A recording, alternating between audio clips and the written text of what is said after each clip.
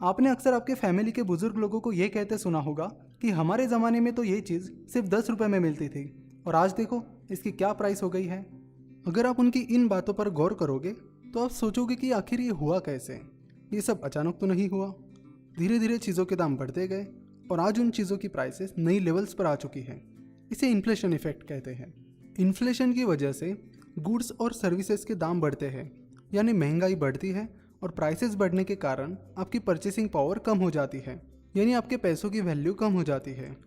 अगर आप किसी चीज़ को आज 100 रुपये में खरीद रहे हो तो 2-3 साल बाद आप 100 रुपये में वो चीज़ नहीं खरीद पाओगे, क्योंकि इन्फ्लेशन के कारण उस चीज़ की कीमत आपको बढ़ी हुई मिलेगी।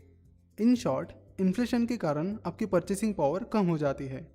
इसीलिए आज आपके पास जो 100 रुपये है उसकी वैल्यू आपको फ्यूचर में मिलने वाले 100 रुपये से ज़्यादा है। इसीलिए इन्फ्लेशन को समझना और उसे बीट करना, यानी इन्फ्लेशन रेट से ज़्यादा इन्वेस्टमेंट रिटर्न्स कमाना बहुत ज़रूरी है। अगर आप अपनी सेविंग्स घर में ही रखोगे या सेविंग अकाउंट में रखोगे तो इन्फ्लेशन की वजह से उसकी वैल्यू कम होती चली जाएगी। तब अगर आपके घर के बुजुर्गों ने 100 रुपये वैसे ही घर में रखे होते तो आज उन 100 रुपये की वैल्यू क्या होती ये आपको भी पता है। आज के 100 रुपये की वैल्यू 40-50 साल पहले के 100 रुपये से कई गुना कम है। इससे बचने के लिए आपको अपना पैसा इन्वेस्ट करना होगा और इस तरह से इन्वेस्ट करना होगा कि टैक्स और बाकी चार्जेस पे करने के बाद उस इन्वेस्टमेंट का एनुअल रिटर्न इन्फ्लेशन रेट से ज़्यादा होना चाहिए। फॉर एग्जांपल, अगर इन्फ्लेशन रेट 4% है तो आपके इन्वेस्टमेंट ने कम से कम 4 से 5% रिटर्न तो देना ही चाहिए। जब आपकी इन्वेस्टमेंट आपको 4% रिटर्न देगी तो वो होगा आपका ब्रेक इवन पॉइंट। मतलब 4% रिटर्न कमा कर भी आपको ना प्रॉफिट होगा ना ही लॉस, क्योंकि इन्फ्लेशन रेट 4% है। और अगर आपको अपनी इन्वेस्टमेंट पर इन्फ्लेशन रेट से कम रिटर्न मिल रहे हैं तो इनडायरेक्टली आप लॉस में हो। सो इन्फ्लेशन रेट के ऊपर जितना रिटर्न आपको मिलेगा वो आपका रियल रिटर्न रहेगा। तो इन्फ्लेशन को बीट करने के लिए आपको अपना पैसा इस तरह से इन्वेस्ट करना होगा जिससे आपके इन्वेस्टमेंट रिटर्न्स इन्फ्लेशन को आराम से बीट करके आपको अच्छे रिटर्न्स दे सके। इन्फ्लेशन रेट से ज़्यादा रिटर्न्स पाने के लिए आप अलग अलग इन्वेस्टमेंट इंस्ट्रूमेंट्स में इन्वेस्ट कर सकते हो, जैसे कि exchange traded funds, real estate, stock market, mutual fund etcetera.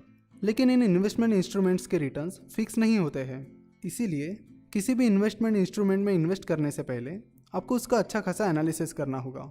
For example, अगर आपको स्टॉक मार्केट में इन्वेस्ट करना है तो आपको कंपनी, इंडस्ट्री, इकोनॉमी एट्सेट्रा इन चीज़ों का डिटेल में एनालिसिस करना होगा और साथ ही आपको उस इन्वेस्टमेंट के प्रोज एंड कॉन्स और रिस्क एंड रिवॉर्ड्स भी देखने होंगे। इन्फ्लेशन को बीट करने के लिए और अच्छे रिटर्न्स लाने के चक्कर में लोग किसी भी एरी गैरी लोकल स्कीम में इन्वेस्ट करते हैं जो लोगों को शॉर्ट टर्म में अच्छे रिटर्न्स या पैसे डबल करने का वादा करते हैं। और हम देखते हैं कि हमारे आजू बाजू भी बहुत सारी ऐसी स्कीम्स चल रही होती हैं। इंडिया में ऐसी बहुत सारी पॉन्जी स्कीम्स आती जाती रहती है और लोग भी ज़्यादा रिटर्न्स कमाने के लालच में उनमें फंस जाते हैं। अगर कोई स्कीम आती है और आपको ज़्यादा फिक्स रिटर्न देने का या पैसे डबल करने का वादा करती है तो पहले चेक करिए कि वो चीज़ लीगल है भी या नहीं और इतने ज़्यादा फिक्स रिटर्न कैसे दे रही है। और ऐसे शॉर्ट टर्म में ज़्यादा फिक्स रिटर्न देने वाली पॉन्जी स्कीम से आप दूर ही रहो तो अच्छा है। तो इस सीरीज़ में हम स्टॉक मार्केट को कवर करने वाले हैं और आगे चलकर हम म्यूचुअल फंड और दूसरे इन्वेस्टमेंट इंस्ट्रूमेंट्स को भी कवर